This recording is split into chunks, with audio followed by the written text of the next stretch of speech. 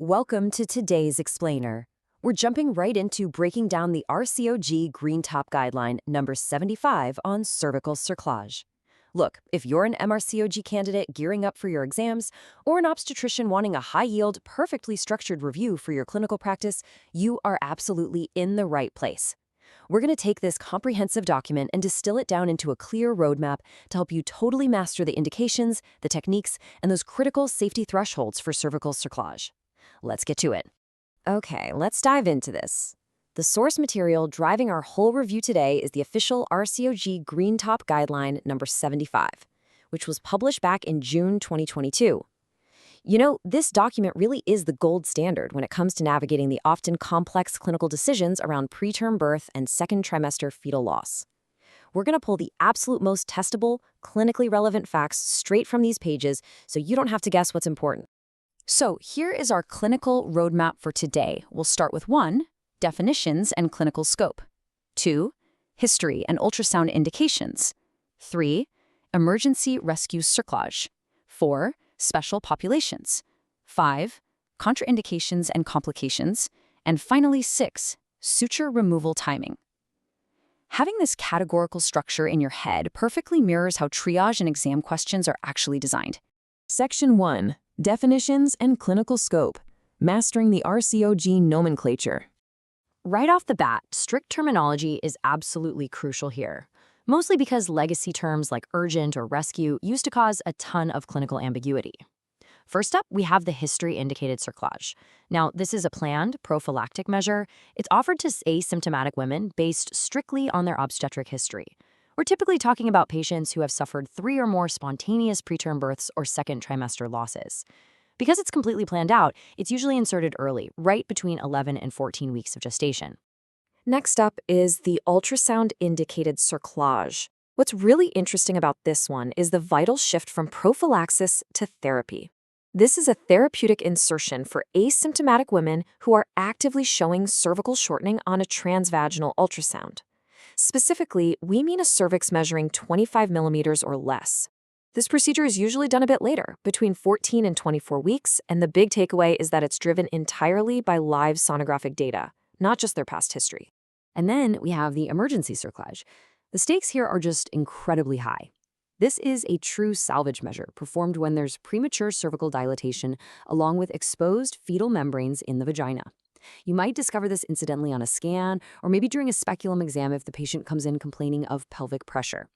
The hard, highly testable limit to remember here is that this salvage procedure can be considered up to exactly 27 plus 6 weeks of gestation. Before we move on to the actual clinical pathways, let's briefly touch on the surgical techniques themselves. The McDonald cerclage is a transvaginal purse-string suture placed without any bladder mobilization. On the flip side, the Shirodkar technique requires mobilizing the bladder so you can place that suture much higher up. So which one should you choose? Well, the guideline gives this a grade C recommendation. It basically states that the choice of transvaginal technique is ultimately at the surgeon's discretion, though the goal is always to place it as high as practically possible. Section 2. History and ultrasound indications. The elective pathways. Okay, for history-indicated cerclage, the criteria are actually very strict. It should be offered to women with a singleton pregnancy and a history of 3 or more previous preterm births or second trimester losses. Make a mental note right now that this is a highly testable grade B recommendation. The guidelines expressly point out that a history-indicated cerclage should not routinely be offered to women with fewer than 3 losses unless they have some other compelling risk factors. 3 is the magic number here. So, the crucial point is the number 25. 25 millimeters. I want to anchor your memory to this specific number because it is the exact threshold for defining a short cervix on a transvaginal ultrasound when you're making the call to intervene therapeutically. And here is exactly how that 25 millimeter threshold is applied for the ultrasound-indicated cerclage. You offer it if the cervix is 25 millimeters or less before 24 weeks of gestation. But wait, there's a catch. The patient must also have a history of 1 or more spontaneous second trimester losses or preterm births. Notice that contrast? History indicated requires 3 prior losses, but ultrasound indicated only requires 1 prior loss as long as you have that live sonographic evidence of shortening. When these specific criteria are met, jumping into intervene is a critical grade A recommendation for reducing preterm birth prior to 35 weeks. Section 3. Emergency rescue cerclage. High-stakes intervention. The big number you need to remember for this section is 34. The guideline explicitly states that placing an emergency cerclage in a singleton pregnancy can delay birth by an average of 34 days, compared to just expectant management or bed rest alone. That's a vital statistic to have in your back pocket for patient counseling, and it's a great one to recall for your exams. And this brilliantly illustrates the delicate balance we have to strike with emergency cerclages. Yes, it aims to delay birth, and it can actually have the chance of birth before 34 weeks, which is a solid grade B recommendation. But the data shows only limited support for an actual improvement in neonatal morbidity or mortality. You literally have to weigh a useful prolongation of the pregnancy against the terrifying possibility of just prolonging severe neonatal morbidity. Plus, if there is advanced dilatation of more than 4 centimeters or membrane prolapse beyond the external os, those are massive red flags predicting a high chance of failure. This is exactly why individualized decision-making with a senior obstetrician is absolutely paramount. You don't make this call alone. Section 4. Special populations. Navigating the clinical gray areas. All right, let me pose a quick clinical scenario directly to you to activate that active recall. Imagine you're sitting in clinic. You have a patient with a twin pregnancy who has a short cervix. Or you have a patient with a singleton pregnancy, and you've incidentally identified a short cervix on a scan, but she has absolutely no history of preterm birth or any other risk factors. Do you place a cerclage? Take a second and lock in your answer. The definitive guideline answer is no. Insertion is not recommended for twin pregnancies, and it's not recommended for singletons with an incidental short cervix and 0 risk factors.